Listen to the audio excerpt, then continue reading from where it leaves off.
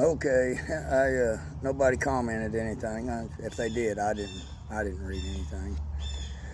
The cat in the garden. I I'm out here working, so excuse me. I got to thinking about this, and nobody, like I said, nobody put a comment. I didn't read no comment about it, but I had said something about life after drugs. What Joe Walsh said, and that life was good after drugs, and I agree with him, and it is.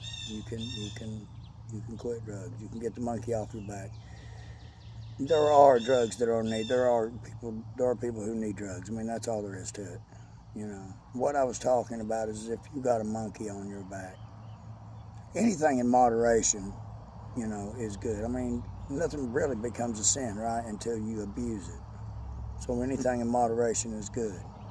A little's good. I mean, for me, drugs is, and I coined this. I don't know that anybody ever did. I'm the only one that's ever said it.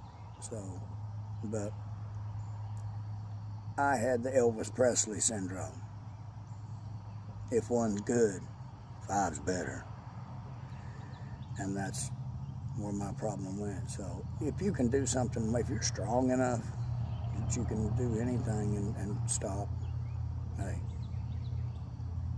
But if you get a monkey on you, especially bad drugs, you're out messing with the bad stuff. You're out with heroin and cocaine, and they got all this fentanyl stuff coming out, and it's just not worth it. It's not worth it to mess with it. Don't. It's not worth it. All it takes is one time to kill you. It's just not worth it. If you're on drugs really, really bad and you can't get off, you're taking some kind of pills and you can't get off them, find you a clinic, find you a doctor that'll help you get off those, because they will. They'll help you get off of them. At least get you off of that crap. So it's just, I quit drinking 15 years ago, but there's people who have seen me have a beer and they know I can have a beer, and I can't have American beer. All I can drink is import, because American beer is just bad and just also eruption time. But I can drink one beer or two beers and stop. I can have a mixed drink, 2 drinks and stop, because I know what's coming. Ulcers and laying on the floor, with hot and cold sweats, puking, just, oh God, and it was easy for me to drink. I've had people say, how'd you quit drinking? They come out to see me years later and say, oh, how'd you quit drinking? Because I was bad. I mean, I was Otis Campbell in Johnson City. I was bad. I carried liquor around, and I used to wear these big camos when I was young. I carried little airplane balls around with me so nobody'd know it. And we'd all be drinking, but I'd be drinking more than them. And I'd go in the bathroom and take them airplane balls and drink them down and put them in the toilet reservoir, and they'd get stopped up, and the bar owner, somebody put a bunch of bottles in the toilet.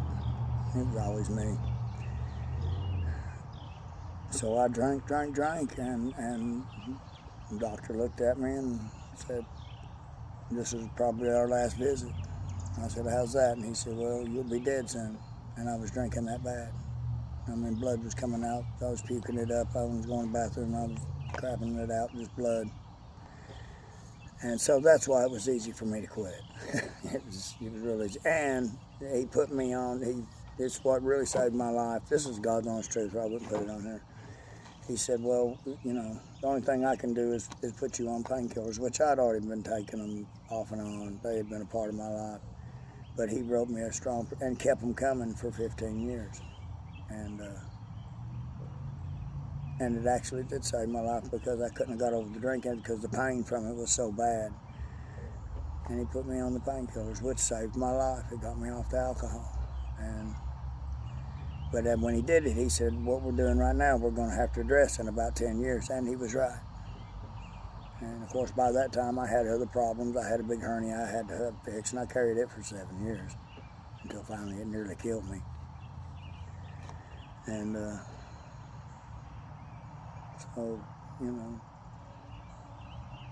drugs in moderation, anything in moderation, I guess, is fine if you're able to keep from letting it ruin your life. But if you got it on you, and it's ripping your life, and it's ripping your family's life, and it's ripping your marriage apart, or there's help. Talk to somebody. Talk to somebody. There's help out there. You know, don't kill yourself. Stay away from that fentanyl and all that meth and all that stuff. It's no good. It's no good. I know. I've been down that road. I've been down that road with all of it. Stay away from it. It is no good. You think it's Evel Knievel was right. You run fast for about 10 years and you blow all to hell. And I felt myself blowing all to hell. I mean, I was at the edge looking up. I was trying to get off the ground and couldn't. I couldn't get up. I was just, even after the drugs, the 15 years on the medication, the pills, you know, and it was bad. And I just looked at myself in the mirror one day and I said, that's it. That's it. You have to want to. And I got help. Get help. There's somebody out there that'll talk to you. You don't have to stay on them.